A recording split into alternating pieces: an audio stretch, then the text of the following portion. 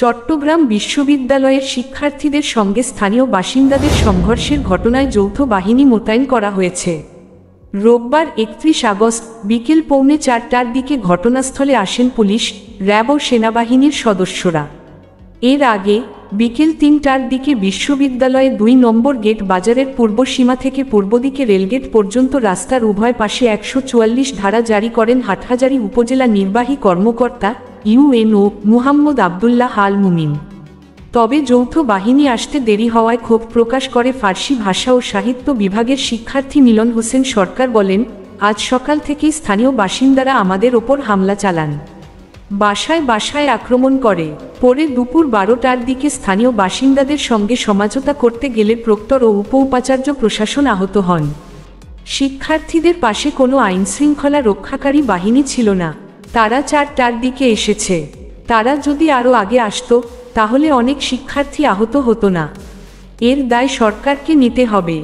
এর আগে দুপুর 12:30টার দিকে স্থানীয় বাসিন্দাদের সঙ্গে সমঝোতা করতে যায় উপ-উপাচার্য একাডেমিক অধ্যাপক ডক্টর মোহাম্মদ শামীম উদ্দিন, উপ-উপাচার্য প্রশাসন অধ্যাপক ডক্টর মোহাম্মদ কামাল উদ্দিন, প্রক্টর অধ্যাপক ডক্টর তানভীর মোহাম্মদ হায়দার আরিফ।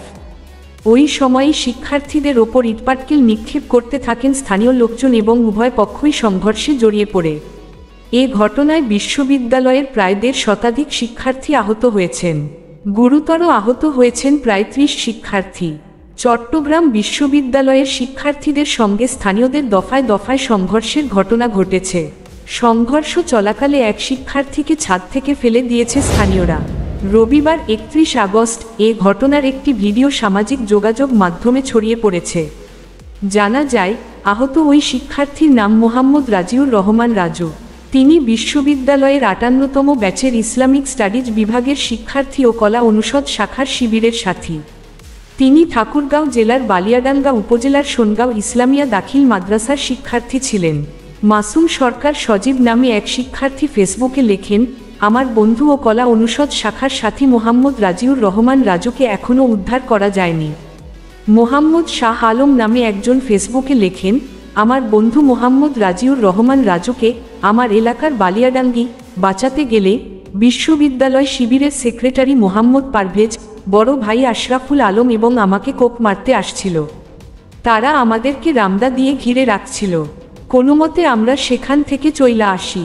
চট্টগ্রাম বিশ্ববিদ্যালয় এলাকায় শিক্ষার্থী ও স্থানীয়দের মধ্যে ফের উত্তেজনা ছড়িয়ে পড়েছে।